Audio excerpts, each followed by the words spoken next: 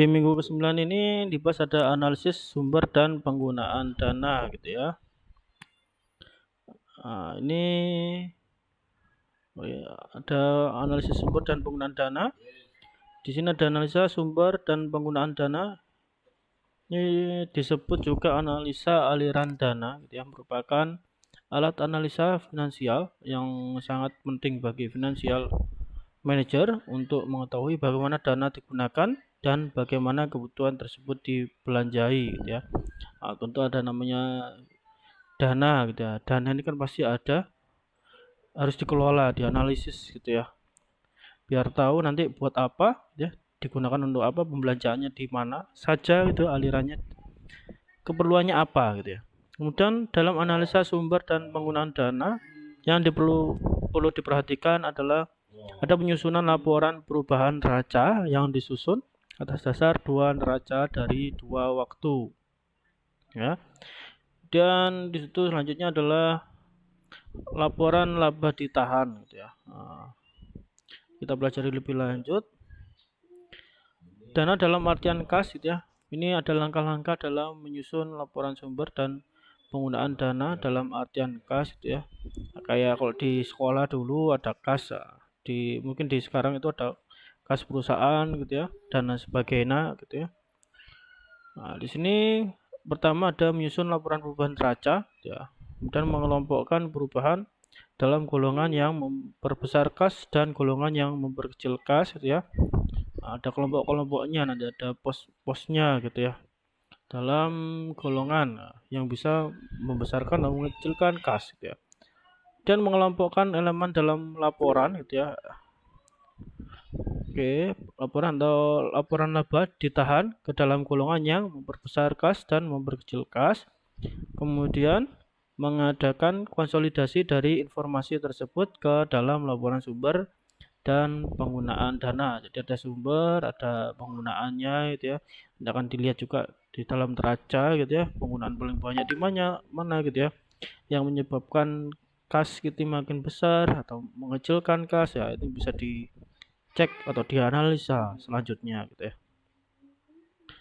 Kemudian sumber dana itu berasal dari mana gitu ya.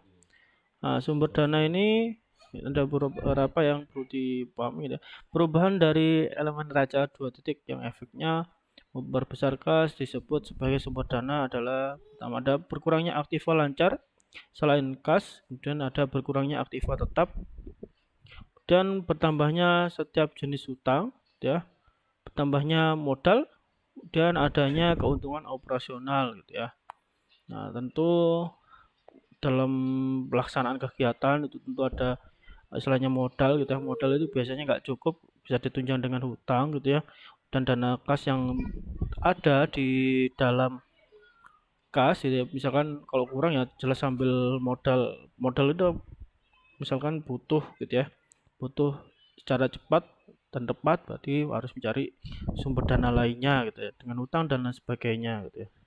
Tentu di situ untuk menjalankan sebuah kegiatan atau operasional perusahaan gitu ya, dan di dalamnya itu ada keuntungannya gitu ya.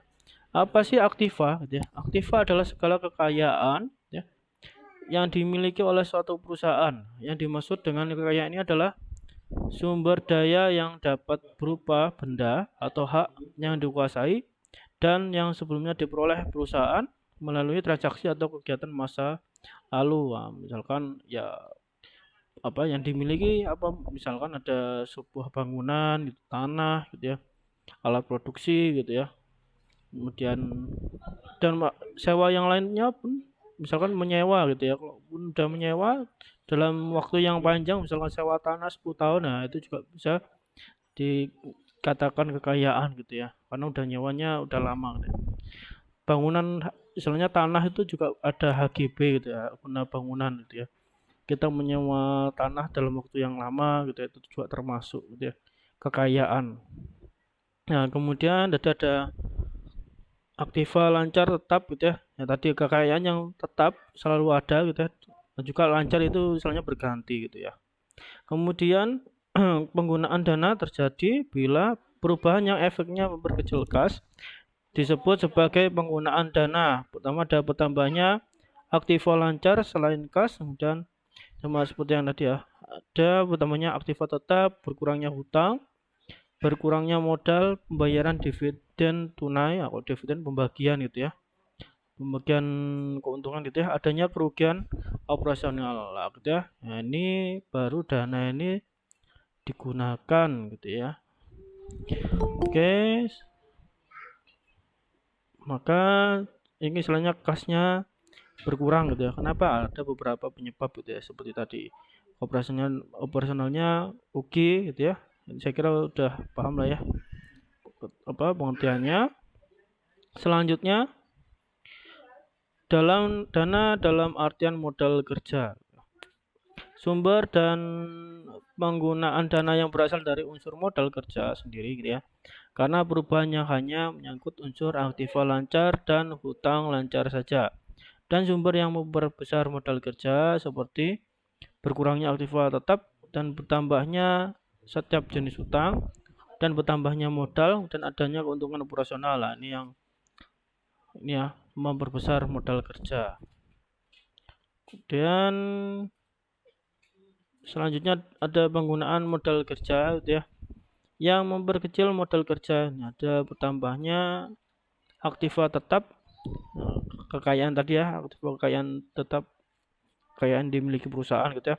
Kemudian berkurangnya utang, utangnya udah dibayar gitu ya sebagian gitu ya, sehingga berkurangnya modal, pembayaran dividen tunai, dividen bagian keuntungan gitu ya, adanya kerugian operasional gitu ya. Maka yang dikatakan memperkecil modal kerja. Nah, ini kalau dilihat dari modal kerja itu macam-macam gitu ya. Ada yang bisa jadi berubah gitu ya. Nah, modal kerja ini bisa berubah secara agresif, moderat, kuantitatif, kualitatif, misional, dan konservatif gitu ya. Selanjutnya langkah-langkah menyusun laporan gitu ya. Nah, ini ada laporan sumber istilahnya dan penggunaan dana dalam artian modal kerja gitu ya. Pertama yaitu menyusun laporan perubahan modal kerja ya. Kemudian mengelompokkan perubahan dalam unsur non current account gitu ya ke dalam golongan yang memperbesar modal kerja dan golongan yang memperkecil modal kerja. Jika mengelompokkan elemen dalam laporan laba ditahan ke dalam golongan yang memperbesar modal kerja dan yang memperkecil modal kerja. Selanjutnya, 4. Mengadakan konsolidasi dari informasi tersebut ke dalam laporan sumber dan penggunaan modal kerja. Selanjutnya, ada ABK sebenarnya. ABK ini adalah anggaran berbasis kinerja atau performance based budget gitu ya.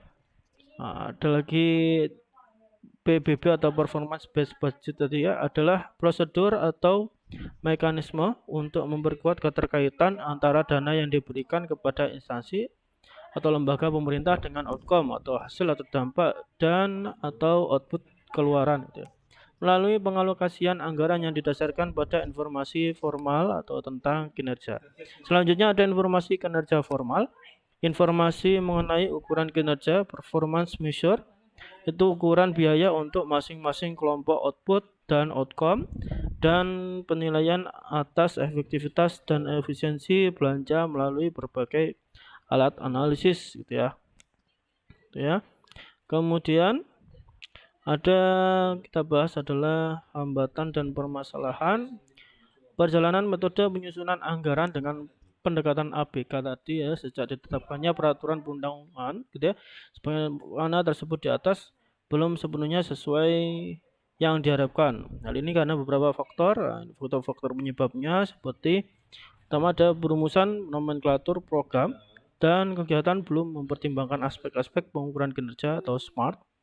Nah, SMART itu apa saja? Ada specific, measurement, attainable, relevant, timely gitu ya. Nah, kemudian ada kebutuhan pengukuran kinerja program yang berbeda-beda menurut peraturan dari Kementerian Teknis.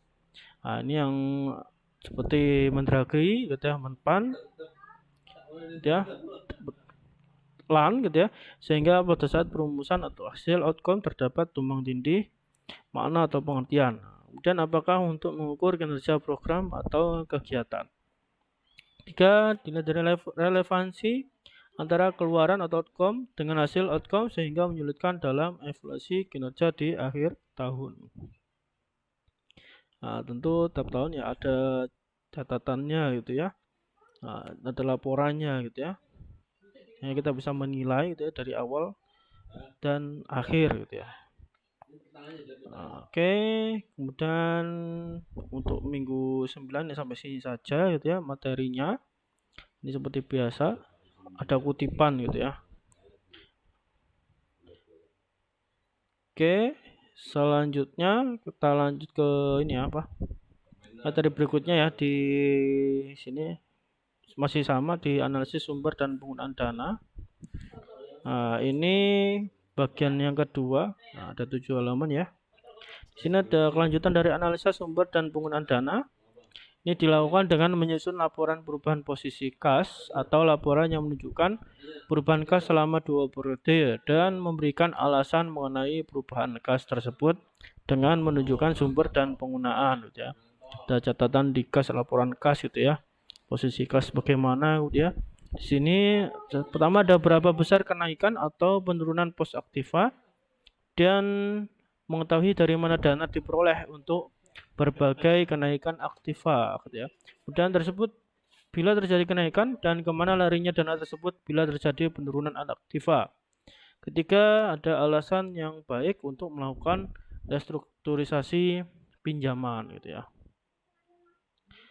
Nah, ini mau minjam lagi atau kita harus dicek kembali, distrukturisasi, diatur kembali gitu ya. Tentu dengan alasan yang baik dan dianalisis juga ini bisa nggak kembalikan kalau kita melakukan pinjaman gitu ya.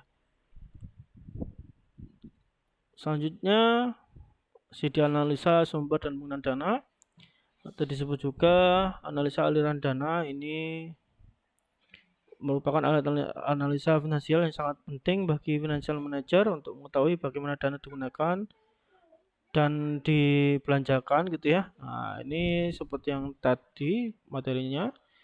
Ada penyusunan laporan perubahan neraca yang disusun atas dasar dua neraca dari 2 waktu dan ada laporan laba ditahan. Selanjutnya ada dana dalam artian kas. Nah, ini langkah-langkah dalam menyusun laporan sumber dan penggunaan data dalam artian kas dan menyusun laporan perubahan neraca, mengelompokkan perubahan dalam golongan yang memperbesar kas dan golongan yang memperkecil kas, mengelompokkan elemen dalam laporan. Nah, laporan laba ditahan ke dalam golongan yang memperbesar kas, yang memperkecil kas, dan mengadakan konsolidasi dari informasi tersebut ke dalam laporan sumber dan penggunaan dana. Nah, ini sama seperti yang sebelumnya ya tadi ya. Materinya tidak jauh beda dengan yang minggu sebelumnya, minggu 9 gitu ya.